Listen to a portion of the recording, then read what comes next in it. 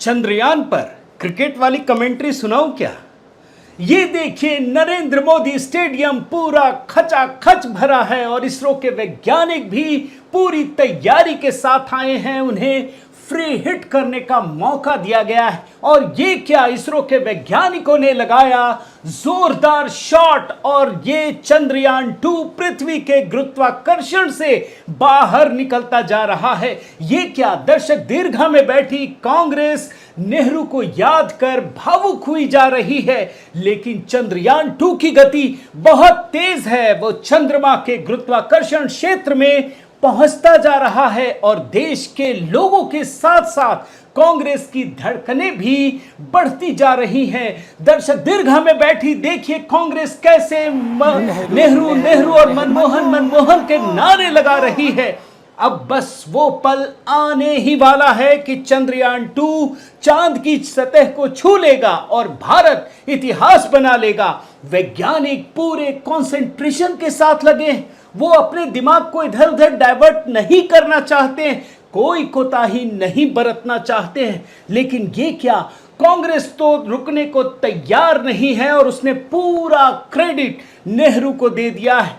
मगर अफसोस, हमारे वैज्ञानिकों का विक्रम लैंडर से संपर्क टूट गया और ये चंद्रयान 2 फेल हो गया।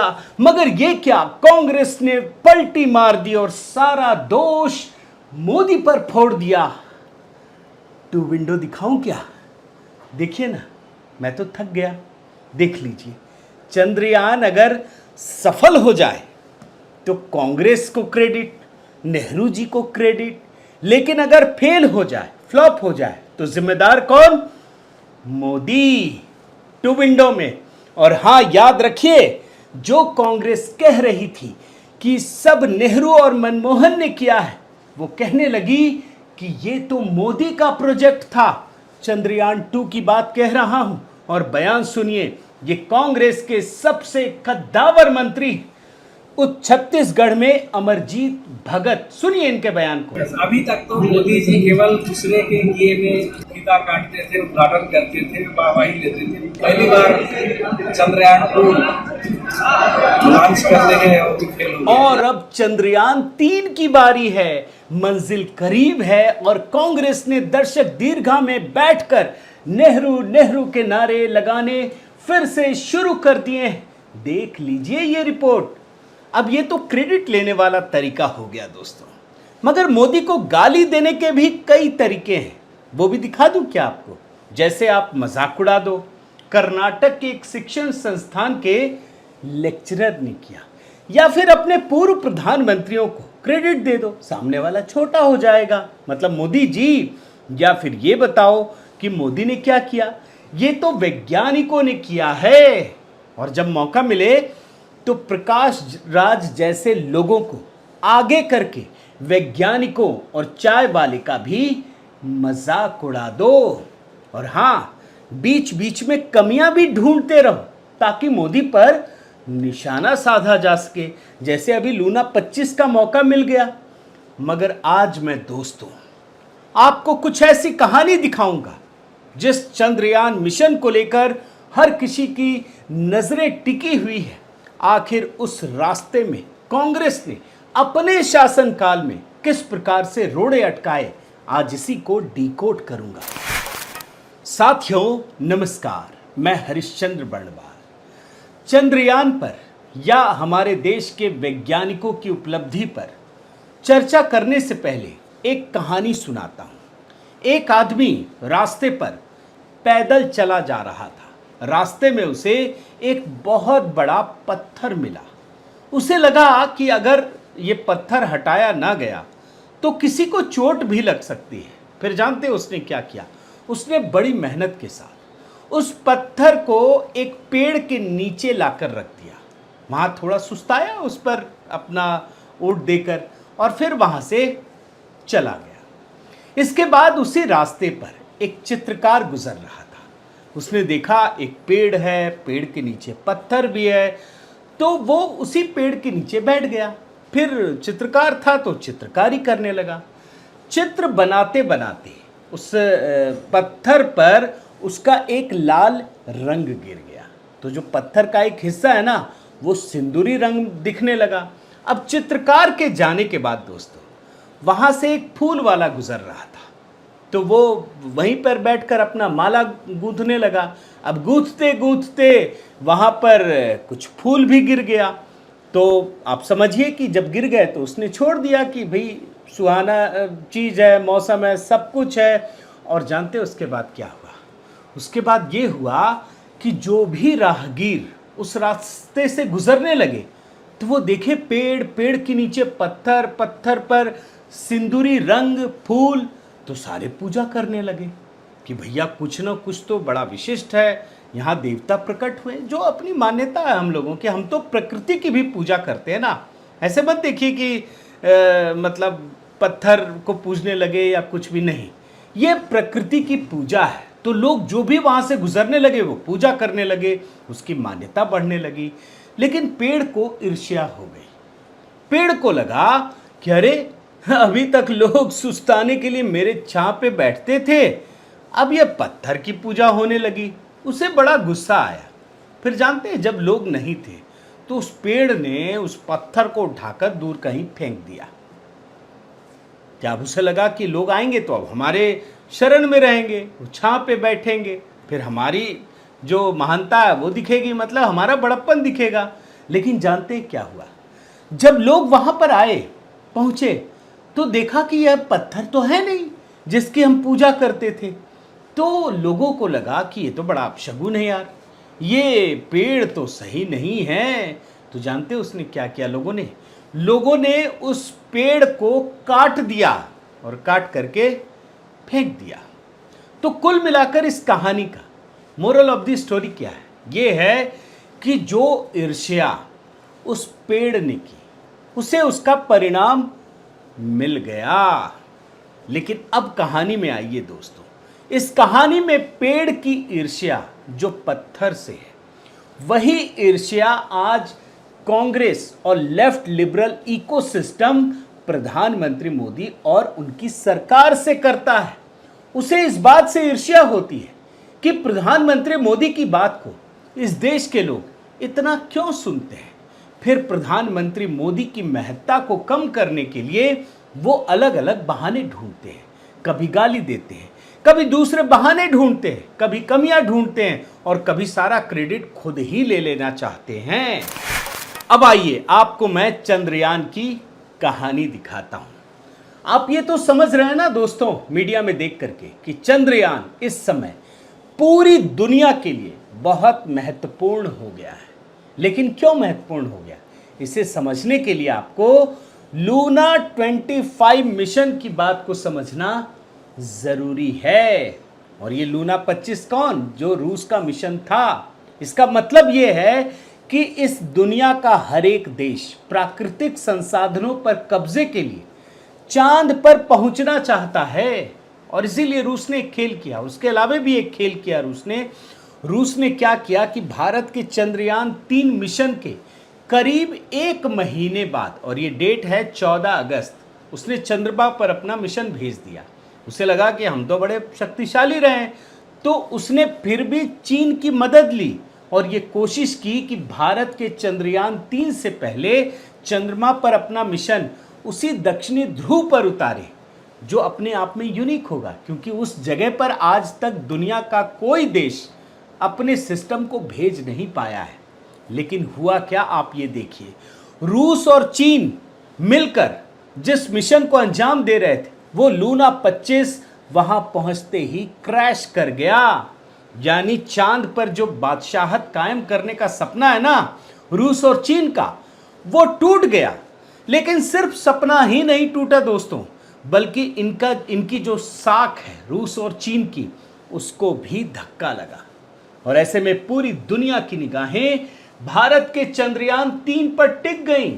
आखिर दक्षिणी ध्रुव पर कोई पहुंच नहीं सका है। लेकिन जानते हैं लेफ्ट लिबरल इकोसिस्टम दोस्तों, वो भारत की सफलता और इसकी उपलब्धियों को कमतर आंकने के लिए, सिर्फ इसलिए कि मोदी के काल में हो रहा है, वो नए नए बहाने ढूंढता है। और इसीलिए वो ये लिखने लगा कि लूना 25 तो चंद्रयान 3 से पहले चंद्रमा पर उतर जाएगा। और यही नहीं, चंद्रयान 3 जब चंद्रमा की ओर बढ़ रहा था, आपको मैं कुछ चीजें दिखाना बहुत जरूरी है दोस्तों, तो कांग्रेस और लेफ्ट लिबरल इकोसिस्टम की पैरवी करने वाले एक शख्स तहसीन पूनावाला भारत के बारे में झूठी खबरें फैला रहे थे कि चंद्रयान बनाने वाले वैज्ञानिकों को 3 महीने से तनख्वाह नहीं मिली है। आप देख लीजिए। वहीं आम आदमी पार्टी के समर्थक और लेफ्ट लिबरल गैंग के सदस्य, ये जो प्रकाश राज है, अभिनेता हैं, उन्होंने तो चंद्रयान का सीधे सीधे मजाक उड़ाने की कोशिश की। हालांकि सोशल मीडिया पर अच्छी बात यह है दोस्तों कि लोगों का गुस्सा भड़का और गुस्से को देखते हुए फिर उनके खिलाफ मामला भी दर्ज हो गया। लेकिन एक बात आपको बताना पड़ेगा, क्योंकि मुझे आपको थोड़ा बैकग्राउंड में भी लेकर चलना है। तो आप देखिए, ये जो लेफ्ट लिबरल इकोसिस्टम जहां चंद्रयान को लेकर नकारात्मक माहौल बनाने का प्रयास कर रहा है, वहीं राहुल गांधी को अपना पूरा भूगोल और इतिहास तो याद है, लेकिन ये कहने में शर्मिंदगी हो रही है कि भारत पहला देश है जो दक्षिणी ध्रुव पर उतर रहा है। बड़े ध्यान से देख लीजिए इस ट्वीट को। इसमें ये कह रहे हैं कि भारत चौथा देश हो जाएगा, लेकिन इस बात पर गर्व नहीं कर पा रहे हैं कि भारत पहला देश है जो चंद्रयान के दक्षिणी ध्रुव पर उतर रहा है। अब जाहिर है दोस्तों, कांग्रेस को केवल 1969 तक की सरकारों की याद आ रही है, उसी की पीठ थपथपा रही है, लेकिन उसे अपना पिछला 10 साल का कार्यकाल याद करने में भी शर्मिंदगी हो रही है। और यही नहीं, चंद्रयान 2 के भेजे जाने पर सोनिया गांधी ने जिस ईर्ष्या के साथ भारत की तारीफ की थी, वो भी आपको देखना चाहिए, और ये देख लीजिए। वैसे आज सोनिया गांधी हो, राहुल गांधी हो या कांग्रेस हो, जिस तरह से प्रधानमंत्री मोदी से ईर्ष्या में अपनी पीठ थपथपा रहे हैं, अपने मुंह मियां मिट्ठू बन रहे हैं, उसकी भी सच्चाई यदि आप सुनेंगे तो आपको इस पूरे सिस्टम से घृणा हो जाएगी। आप देखिए, मैं आपको दिखाता हूं दोस्तों कि जिस 1962 से 1969 के दौर की बात राहुल गांधी कर रहे हैं, उसकी कहानी यह है कि 1957 में रूस के स्पुतनिक लॉन्च होने के 5 साल तक, बड़े ध्यान से सुनिएगा, विक्रम साराभाई और होमी जहांगीर भाभा को कई साल सरकार को यह समझाने में लग गए कि स्पेस प्रोग्राम कितना जरूरी है।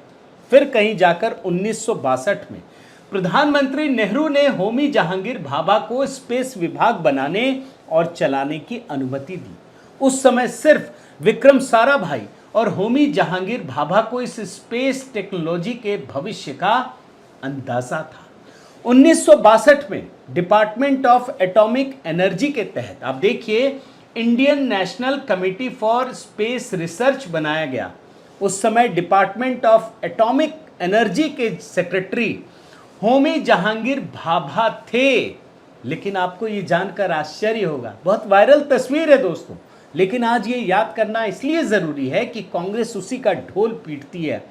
शुरुआत में सरकार की तरफ से पैसे न दिए जाने के कारण होमी जहांगीर भाभा और विक्रम साराभाई ने साइकिल और बैलगाड़ी से रॉकेट को थुम्बा के लॉन्च पैड पर पहुंचाया।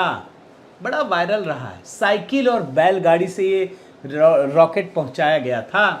अब इस घटना से ये समझ में आता है दोस्तों कि नेहरू के काल में वैज्ञानिकों के शोध के लिए पैसे की बहुत कमी थी, जबकि कहा तो ये जाता है कि नेहरू देश को मॉडर्न और तकनीक में दक्ष बनाना चाहते थे।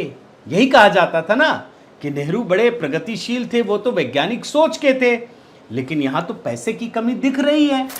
लेकिन जानते हैं सच्चाई कुछ और है। सच्चाई ये है, ये सच नहीं है कि सरकार के पास इतने पैसे कम थे कि वैज्ञानिकों को एक गाड़ी भी नहीं दे सकते थे, बल्कि सच्चाई ये है कि सरकार के पास विजन की कमी थी। नहीं तो प्रधानमंत्री नेहरू खुद शाही अंदाज में जीने वाले व्यक्ति थे, शाही रहन सहन पसंद करते थे। वो तो महारानी विक्टोरिया के राज्याभिषेक में लंदन चले गए। जानते हैं कब की बात है? 2 जून 1953 को, जबकि अभी हाल ही में तो आज़ादी मिली थी और उसी अंग्रेजों से मिली थी और उसी के राज्याभिषेक में चले गए। नेहरू के शान और शौकत में दोस्तों कभी कमी नहीं आई, पैसे की कमी नहीं हुई। सिर्फ पत्र पहुंचाने के लिए एयर इंडिया का विमान जाता था, और वो पत्र कौन सा होता था जानते हैं? प्रेम पत्र। जी हाँ, प्रेम पत्र। देख लीजिए, वो भी एडविना माउंटबेटन का। अगर देरी हो जाती थी तो नेहरू भड़क उठते थे। मैं तो मीडिया रिपोर्ट दिखा रहा हूं। और इतना ही नहीं, सिर्फ सिगरेट लाने के लिए इनके लिए स्पेशल विमान उड़ता था। ये रिपोर्ट देखिए, भोपाल से इंदौर भेजा गया सिर्फ सिगरेट लाने के लिए।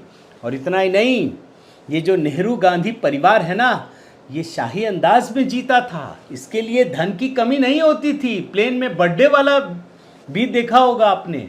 अब समय में मत जाइए, समय और काल तो अलग अलग है, लेकिन ज़रा बताइए, क्या इस तरह की तस्वीर आपने टाटा, बिरला, अडानी, अंबानी में किसी की देखी है कि प्लेन में बर्थडे मन रहा हो, सिगरेट लाने के लिए प्लेन जा रहा हो?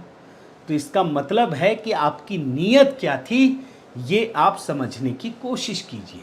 और इतना ही नहीं, मैं आपको और कुछ गंभीर चीज़ें दिखाता हूँ। जब जब भारत का स्पेस प्रोग्राम कमज़ोर पड़ा, तब तब कांग्रेस की सरकारों ने वैज्ञानिकों को उनके हाल पर छोड़ दिया। जिस विक्रम साराभाई की वजह से इसरो ऊंचाई की तरफ पहुंच रहा था, उनकी मौत, जो कि एक हत्या थी, उसकी जांच भी सरकार ने नहीं होने दी। और ये भारत के दूसरे बड़े वैज्ञानिक की मौत थी। इससे पहले होमी जहांगीर भाभा की प्लेन दुर्घटना में मौत हो चुकी थी।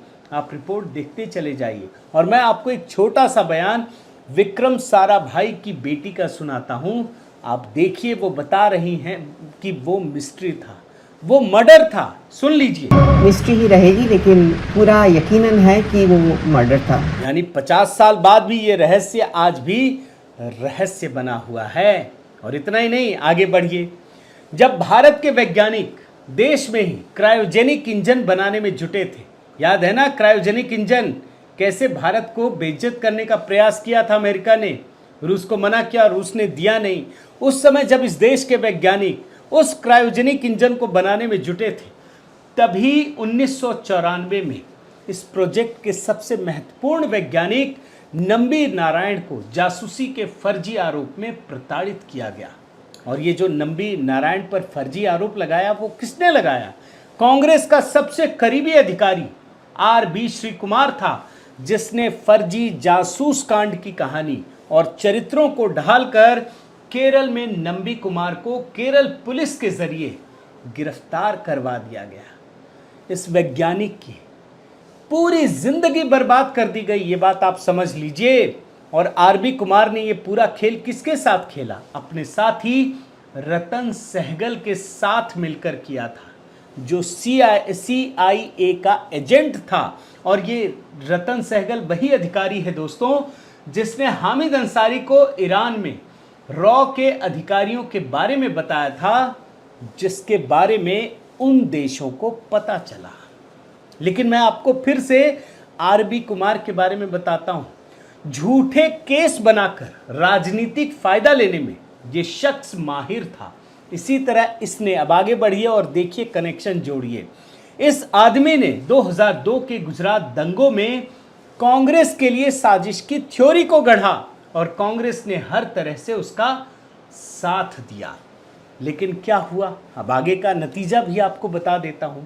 सितंबर 2018 में सुप्रीम कोर्ट ने ये आर.बी. कुमार के हर मामले को जिस प्रकार से झूठा बताया, उसी तरीके से ये भी बताया कि नंबी कुमार के खिलाफ फर्जी तरीके से केस किया गया, कोई मामला नहीं था। और आखिर में नंबी कुमार को 50 लाख मुआवजा देने के लिए भी कहा गया। अब आप समझिए, ये जो इतनी साजिशें मैंने दिखाई, उसकी वजह क्या है? उसकी वजह यह है दोस्तों कि इसके पीछे यही मकसद था कि इसरो को खत्म करो। जैसा कि आज लेफ्ट लिबरल इकोसिस्टम 2002 से ही ये कोशिश कर रहा है कि प्रधानमंत्री मोदी को राजनीतिक रूप से खत्म करो। और ये जो सिस्टम है ना, बड़ा खतरनाक है। किसी न किसी बहाने से वैज्ञानिक प्रोजेक्ट को धीमा करके रखने में ये माहिर है। और आपको जानकर हैरत होगी, जिस चंद्रयान के लिए कहा जा रहा है ना, उसके बारे में आपको बता रहा हूं कि इस चंद्रयान की घोषणा 15 अगस्त 2003 को, बड़े ध्यान से सुन लीजिए, 15 अगस्त 2003 को प्रधानमंत्री अटल बिहारी वाजपेयी ने की थी। और उसी दिन ये ऐलान किया था कि 2008 में भारत चंद्रमा पर अपना यान भेजेगा। अब चूंकि वाजपेयी जी ने इतना कर दिया, तो वो जो पहला चंद्रयान है वो 2008 में भेज दिया गया। लेकिन इसके बाद तो मनमोहन की सरकार आ गई, कांग्रेस की सरकार आ गई, और कांग्रेसी स्टाइल तो आपको पता है। उसके बाद 10 साल तक कुछ हुआ ही नहीं, कोई यान गया ही नहीं, कुछ नहीं हुआ दोस्तों। जो वाजपेयी जी ने घोषणा की थी वही गया। संयोग से उस समय कांग्रेस का राज था, और उसके बाद कुछ नहीं हुआ। लेकिन जब 2014 में नरेंद्र मोदी प्रधानमंत्री बने, तो उन्होंने 2015 में चंद्रयान प्रोजेक्ट के लिए तेजी से निर्णय लिया और देश के अंदर ही जरूरी तकनीक विकसित करने की सुविधाएं दी। और उसी का नतीजा है कि 2019 में दूसरा चंद्रयान भेजा, और फिर उसके बाद अब ये मामला आ गया है। और जो अभी जो गया ना दोस्तों, देश में विकसित तकनीक से बना जो चंद्रयान है, वो अमेरिका के नासा द्वारा बनाए गए स्पेस क्राफ्ट से 20 गुना कम कीमत पर तैयार किया गया। और दूसरे चंद्रयान के 4 साल के बाद तीसरे चंद्रयान को चंद्रमा पर भेज दिया गया। तो ये तो पूरी कहानी है दोस्तों। साथियों, देश का विकास या कोई भी ऐसा काम जो बहुत बड़ा काम होता है, वो सिर्फ एक प्रधानमंत्री या एक संस्थान के भरोसे नहीं हो सकता। इसमें एक कमिटमेंट चाहिए होता है। इसमें एक, जैसे कहते हैं ना, एक परंपरा में एक इतनी मेहनत चाहिए होती है जिसमें स्वार्थ का स्थान नहीं होता है, जिसमें भ्रष्टाचार का स्थान नहीं होता है, जिसमें ये भावना नहीं होती है कि मैंने ही कर दिया, बल्कि इसमें ये भावना होती है कि देश के लिए हम अगले कुछ वर्षों में कहाँ पहुँच पाएंगे। ये वो कमिटमेंट है दोस्तों। लेकिन आप याद रखिए, जो काम वाजपेयी ने किया वो कमिटमेंट तो 10 साल में खत्म हो गया था। कहाँ था वो, कहाँ वो भावना थी, कहाँ वो विजन था। लेकिन जब प्रधानमंत्री मोदी आए तो उन्होंने हर तरफ, हर डिपार्टमेंट में चौतरफा खुली छूट दी और ये बताया कि आप देश के लिए जो कर सकते हैं वो करिए, आगे बढ़िए। और उसी का असर है कि वैज्ञानिक नित नए आयाम रच रहे हैं, नित नए मुकाम पर पहुंच रहे हैं। और इसीलिए मेरा कहना यही है कि अगर कांग्रेस इन चीज़ों को नहीं छोड़ेगी तो यकीन मानिए जो उनकी उपलब्धियां रही भी हैं वो भी निगेटिविटी क्रिएट करने लगेगी। और यही बात कांग्रेस को समझने की ज़रूरत है। बहुत बहुत धन्यवाद दोस्तों। मुझे उम्मीद है मैंने कई एंगल से, कई प्रकार से आपको चीज़ों को आपके सामने रखने की कोशिश की, ताकि आपको बोरियत ना हो और चीज़ों को बड़े मतलब अलग अलग अंदाज में समझ पाएँ। मुझे उम्मीद है आपको अच्छा लगा होगा। आप अपनी प्रतिक्रिया ज़रूर कमेंट करके बताइएगा, कैसा लगा, कौन सा एंगल आपको पसंद आया, क्या छूटा। आपके जो कमेंट है उसका इंतज़ार रहेगा। इस वीडियो को लाइक ज़रूर कीजिएगा, सब्सक्राइब कीजिए चैनल को।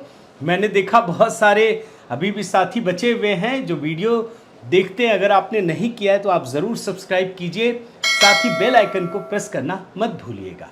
नमस्कार।